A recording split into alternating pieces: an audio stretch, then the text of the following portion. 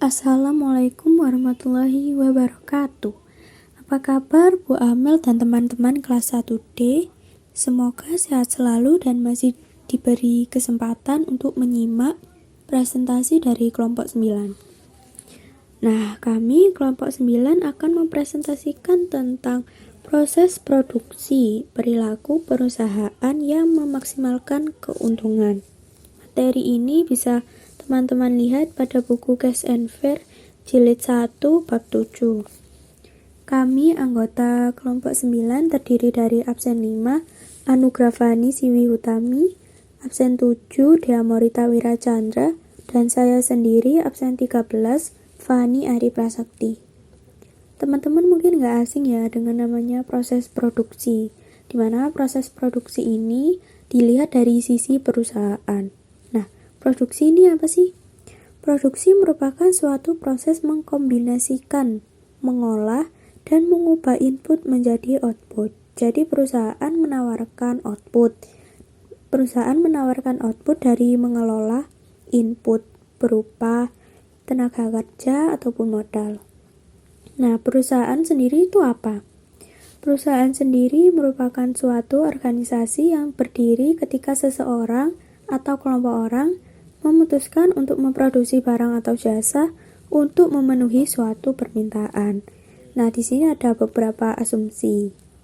Yang pertama, bentuk pasar yang dihadapi perusahaan adalah pasar persaingan sempurna atau perfect competition market.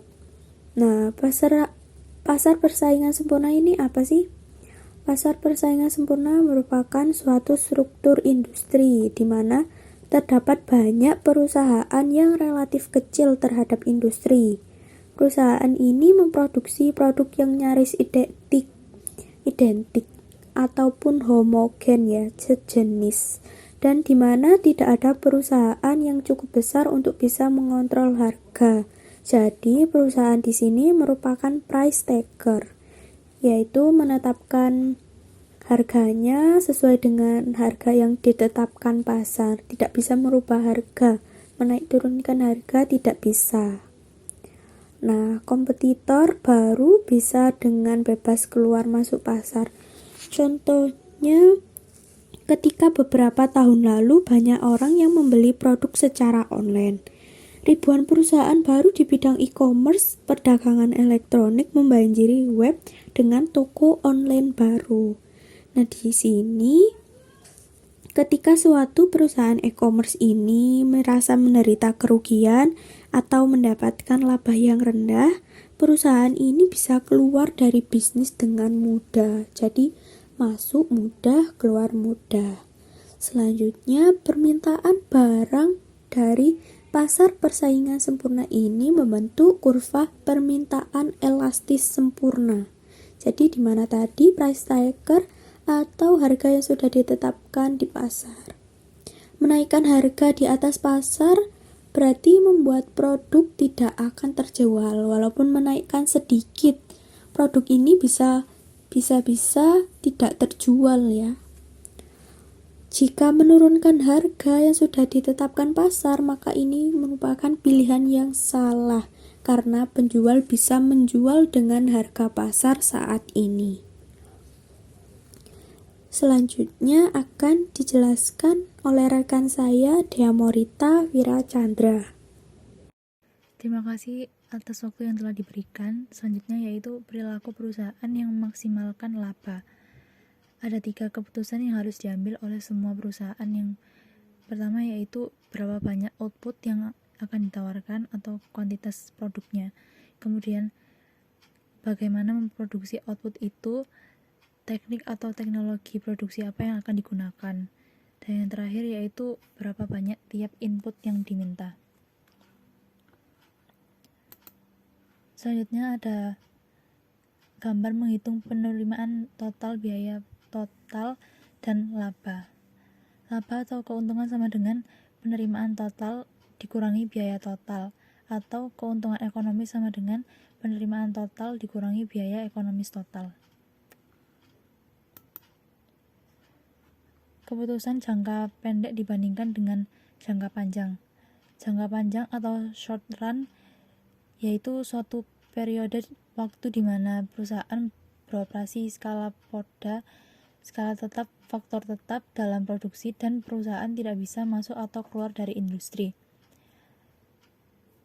Jangka panjang atau long run, di mana jangka waktu tidak ada faktor produksi yang tetap. Perusahaan bisa meningkatkan atau menurunkan skala operasi, dan perusahaan baru bisa masuk dan perusahaan yang sudah ada bisa keluar dari industri. Kemudian dasar-dasar keputusan yang pertama yaitu harga pasar output, dan yang kedua yaitu teknik produksi yang tersedia, dan yang ketiga yaitu harga input. Harga output menentukan penerimaan potensial. Teknik yang tersedia memberi berapa banyak tiap input yang diperlukan, dan harga input memberi berapa banyak biayanya. Teknik produksi yang tersedia dan harga input yang menentukan biaya. Selanjutnya akan dijelaskan oleh rekan saya, Anugrah Fani. Terima kasih atas kesempatannya. Selanjutnya saya akan membahas proses produksi. Teknologi produksi adalah hubungan kuantitas antara input dan output, di mana kuantitas tertentu suatu input dibutuhkan untuk memproduksi tiap jasa atau barang tertentu. Sebagian besar output biaya produksi dengan sejumlah teknik berbeda, yaitu 1. Teknologi padat karya atau labor intensive, mengandalkan tenaga kerja manusia, bukan modal. 2. Teknologi padat modal, capital intensive, teknologi yang sangat mengandalkan modal, bukan tenaga kerja manusia.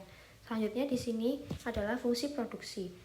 Fungsi produksi produk total, pernyataan angka tentang hubungan antara input dan output. Fungsi ini memperlihatkan unit produk total sebagai fungsi unit-unit input. Di sini dapat kita lihat tabel dari fungsi produksi. Kemudian ada produk marginal, yaitu output tambahan yang bisa dihasilkan dengan menggunakan satu input tertentu atau lebih, di mana input-input lain tetap konstan. Kemudian hukum hasil yang menurun, the law of diminishing return, menyatakan ketika unit tambahan suatu input variabel ditambahkan pada input tetap setelah suatu titik tertentu produk marginal, input variabel menurun. Kemudian di sini dapat kita lihat produk rata-rata. Jumlah rata-rata yang diproduksi oleh setiap unit faktor produksi variabel dinyatakan dalam bentuk persamaan, yaitu produk rata-rata tenaga kerja sama dengan produk total per unit total tenaga kerja. Kemudian produk rata-rata mengikuti produk marginal tetapi tidak berubah dengan cepat. Jika produk marginal berada di atas produk rata-rata, rata-rata meningkat.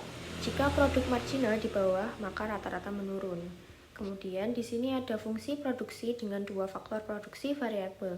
Modal tambahan meningkatkan produktivitas tenaga kerja karena modal bangunan, mesin, dan lainnya tidak berguna tanpa orang yang mengoperasikan. Modal dan tenaga kerja ini adalah input komplementer.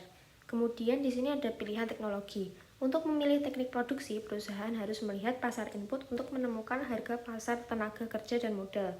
Hal yang menentukan biaya produksi adalah 1. Teknologi yang tersedia, 2. Harga input perusahaan yang memaksimalkan keuntungan memilih teknologi yang meminimalkan biaya produksi pada suatu harga input pasar.